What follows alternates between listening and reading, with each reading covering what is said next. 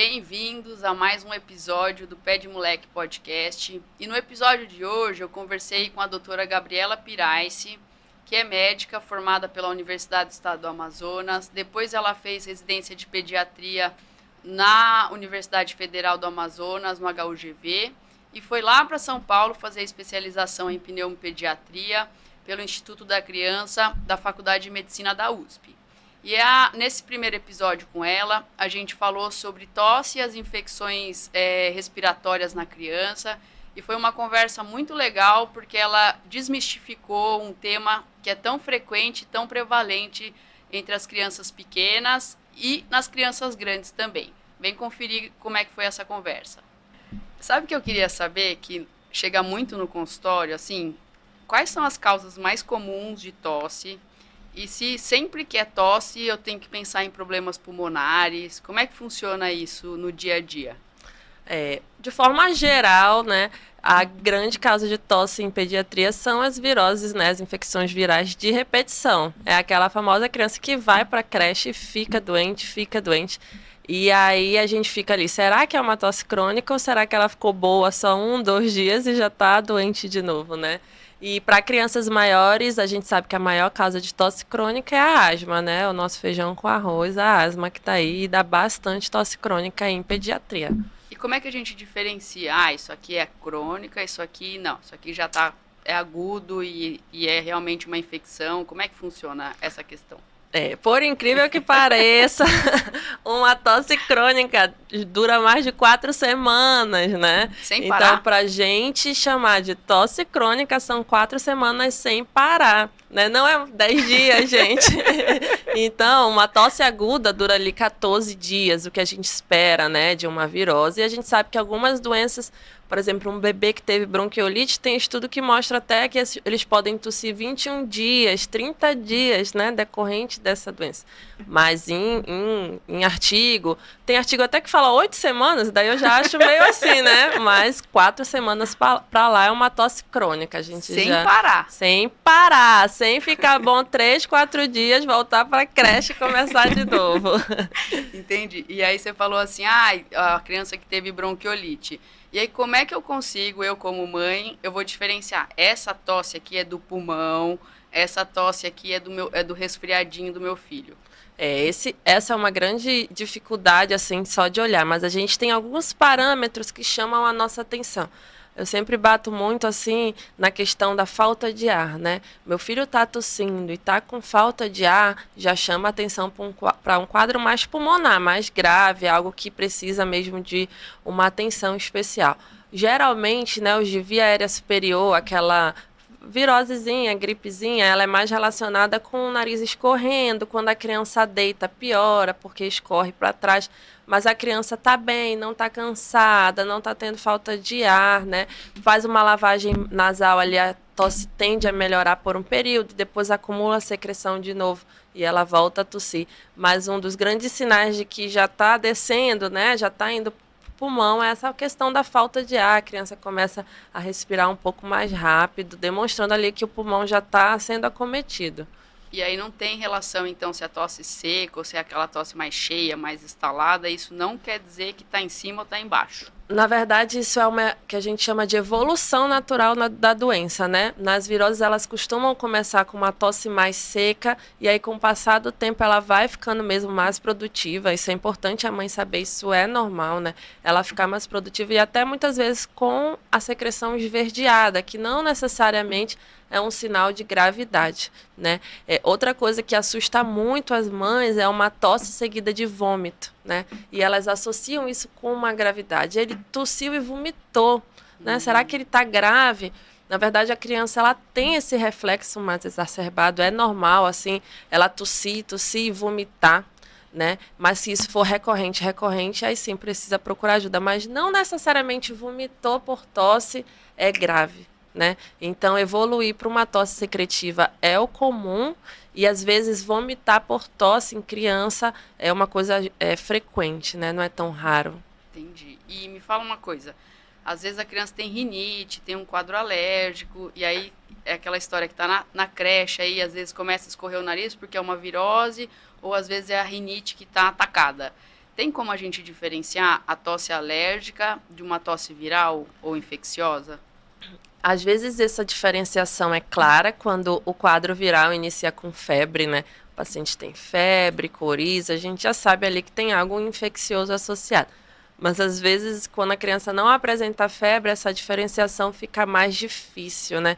Eu acho que quando a gente tem o fator exposição bem claro, doutora, eu estava num apartamento fechado, a gente entrou no apartamento, ele começou, e desde lá essa tosse vem, fica muito mais claro. O que a gente sabe é que crianças que são alérgicas, né, que têm essa tendência mais à atopia, à alergia, ela, mesmo em quadros virais simples, elas tendem a arrastar mais os sintomas, ter sintomas mais duradouros, né? Porque uma coisa vai sobrepondo a outra. Então, assim, teve febre, a gente vai mais para o lado infeccioso. E aí, quando é mais relacionado à exposição, a gente consegue fazer essa diferença. A verdade é que já quando a criança estuda, vai para a creche, chega uma hora que a gente não sabe mais o que está ali no bolo e vai tentando filtrar, né? Tentando avaliar o que é. E sempre pensando que tem esses períodos que não é a tosse crônica, que vão ter os períodos de melhora de fato. Exatamente, né? Tem que ter ali um período de melhora. Doutora, não teve, ele não deu doutora, eu tenho aqui o meu diário da tosse, ele não melhorou. Opa, tá estranho, tem que chamar atenção. Lembrando que a tosse crônica a gente classifica de 4 semanas para lá, mas você não vai esperar 4 semanas, né, para procurar ajuda, né? A gente fala assim, passou ali de 2 semanas, já está na hora de procurar ajuda, né? Ou notou que antes disso teve uma piora importante do quadro, né?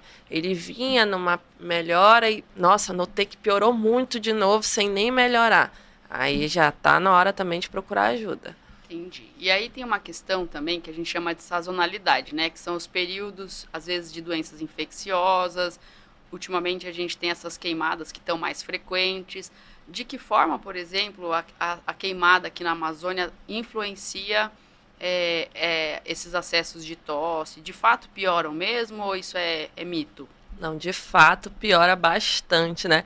A gente, da pneumologia, é acostumado com o começo do ano muito ruim, né? Que tende a melhorar ali de junho para julho. E a gente fala assim que lá pro final do ano a gente ia recuperando a nossa saúde mental, né? Do pneumo. E aí com essa fumaça, isso não acontece mais, né? Quando a gente melhora as viroses respiratórias, veio a fumaça. A fumaça é um irritativo, né? De vias aéreas.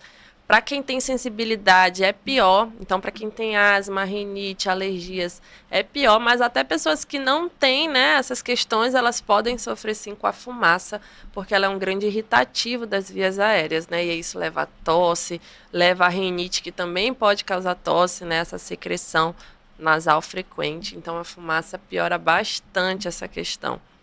E aí você falou das infecções respiratórias no começo do ano, então a gente sabe que lá no início do ano a gente tem o sincicial, né, que é o mais frequente, depois vem o influenza, e hoje em dia, começou o ano passado, na verdade, o Ministério da Saúde vai antecipar aqui no norte a campanha da vacinação do influenza, que começou agora em outubro. Isso, né? Isso foi uma mudança que teve já pensando em antecipar essa proteção, a formação de anticorpos, para quando chegar no pico a gente já está ali todo mundo protegido, se Deus quiser, né? Para a influenza, né? Isso, para a influenza, porque é a gripe, né? E a questão da vacina do vírus sincicial, que agora saiu para as gestantes. Como é que está essa situação? Essa é uma grande dúvida também que surgiu. Muitas mães perguntando quando dá no bebê, quando eu posso dar. Gente, infelizmente essa vacina não é para o bebê, não é para o bebê. Quem toma essa vacina são idosos, né? E a grávida. A grávida toma a vacina e aí ela gera anticorpos, passa, né, pela placenta, e aí esse bebê já nasce ali com uma quantidade maior de anticorpos para o vírus sincicial, que é o grande causador da bronquiolite, né? Que é um terror, uma doença chata e que pode ser bem grave, né? Os estudos da vacina são lindos, sensacionais, emocionantes, né? A redução de mais de 90% das internações no primeiro trimestre. Infelizmente, ela não veio para a rede pública de saúde. Né? Ainda, tomara, Ainda, né? a gente espera a pneumo 15, a gente espera essa vacina e ela veio para a rede privada, então quem estiver ali no final da gestação que puder fazer esse investimento, vale super a pena, gente, vale muito a pena. Então, só lembrando então que não tem na rede não SUS, tem no né? SUS. Só na particular e é para gestante. Isso, para gestante é de 34, lá para o final da gestação, até 36. Depois da 36 já não tem muita vantagem, né? Por quê? Porque meu bebê está próximo a nascer. E aí já não E dá aí tempo não dá de tempo de passar. passar tanto anticorpo para essa criança. Entendi. E aí, então, pensando na questão de tratamento e prevenção, falando da prevenção da vacina e tratamento. Eu sei, a gente está falando que existe a tosse alérgica, a tosse por doença infecciosa. Eu queria saber se tem um tratamento efetivo, se você é a favor dos xaropes, se sempre que está com tosse tem que só lavar o nariz. Como é que você consegue dividir um pouco e falar um pouquinho sobre isso? A nossa primeira questão é saber que tosse não é um diagnóstico, né? Então, é procurar o diagnóstico de base. Tentar relacionar, né? Será que isso é mais uma questão alérgica, viral? A gente sabe, gente, que nas infecções virais, nas viroses, né?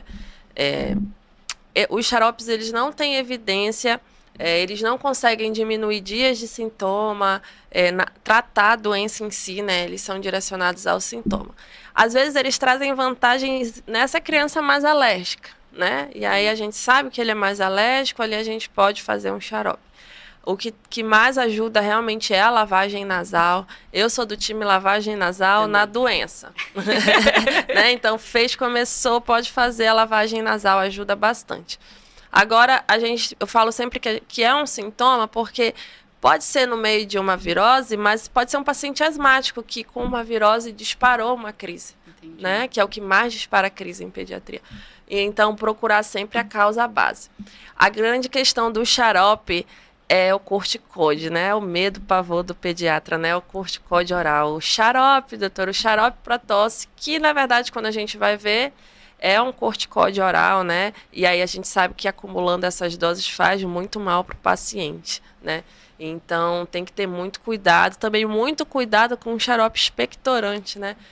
Às vezes a gente acha que o xarope é para parar a tosse, e aí esse xarope expectorante, ele amolece o catarro, né? E ele fala assim, ó, amoleci, corpo, dá o teu jeito. Te vira aí. E como é que esse paciente se vira tossindo? Né? É um reflexo, a tosse é um reflexo, né? Inclusive, assistindo uma aula, e um grande professor falou assim, que o coisa ruim inventou o catarro, mas Deus inventou a tosse para jogar ele para fora. Então, a tosse, ela é um fator de proteção, né? Então, o expectorante, ele vai fazer o catarro ficar mole, mas ele vai tossir mais, né? Entendi. Então, por isso a gente não usa muito em crianças pequenas, bebês, porque ele não tem essa tosse tão efetiva e ele se afoga, né? Em catarro. Então, a gente tem que ter cuidado. E aqui, especificamente na nossa região, existem fora a questão da fumaça, existem outras condições ambientais que vão favorecer a tosse ou essas infecções de repetição? Além da sazonalidade e da fumaça, que agora parece ser uma questão nossa, né? Que a gente está tendo, né? Que entrar aí nessa questão. A gente é um lugar muito úmido, isso propicia muito a formação de mofo, né? E às vezes em lugares não tão visíveis, atrás de imóveis, embaixo da cama, isso propicia muito a tosse, né? Essa questão do mofo e do ácaro. Acho que essa é uma das principais questões da nossa região. E também o período chuvoso, que faz a gente aglomerar bem mais, né? A gente fica em casa ali mais aglomerado, né? A gente também tem uma questão em que eu acho que é uma questão da nossa cidade, a gente não tem tantos parques públicos, tantos lugares abertos, e até por uma questão climática, né? Ninguém aguenta aqui dar uma passeada, mano. A gente tem que escolher, né? Viver ou passear, porque torra. E aí a gente também vai mais para lugares fechados, né? Isso propicia muito mais, né? Tanto a aglomeração quanto o mofo, porque tá úmido e fechado, né? Às vezes tem mãe que fala assim, ele entra no quarto, doutor, ele começa a tossir, aí a gente fala, vai, revira, vai atrás, e quando vê, atrás do guarda-roupa tem bastante mofo, né, naquele MDF ou algo assim, porque a nossa região é muito úmida, então até tem que ter cuidado com aqueles umidificadores aqui, né, porque a gente umidifica o que já é muito úmido. Sim. Então às vezes a gente tenta ajudar aquela criança e está causando mais mofo ali para o ambiente que ela está. Então, nessa questão do tratamento, a gente tem que ficar de olho no xarope, evitar o corticoide. Evitar. E procurar o desencadeante. Então, é Isso. muita questão da higiene ambiental. Isso. E assim, esse xarope de corticóide, eu dou a dica do ONA, né? Terminou em ONA, fica ligada, prednisolona, dexametasona, né? Entendi. São corticóides. Quanto à limpeza ambiental, é outra coisa que a gente tem que ter atenção. Às vezes, com o intuito de limpar tanto essa casa, a mãe usa muita água sanitária ou produtos com cloro, né? Que podem também ser bem irritativos. Então, tem que ter cuidado até com os produtos que a gente usa. Então, essas questões são super importantes para cá. Legal. E onde é que o pessoal pode te encontrar se quiser ver você nas redes sociais? Nas redes sociais, doutora Gabriela Piraes, pode ir lá, temos de tudo, né? Choro materno, pneumologia, caixinhas de desabafo, então é lá. E como é que é o seu arroba? @ doutora Gabriela Piraes. Combinado. Eu queria te agradecer pela presença, eu que agradeço, foi bem legal adoro. essa conversa. Se você tiver alguma dúvida, manda mensagem ou para a doutora Gabriela ou no nosso Instagram da clínica. E aí, Isso. semana que vem, a gente tem mais conversa de frente com a Gabi. Isso mesmo. Obrigada. Nada.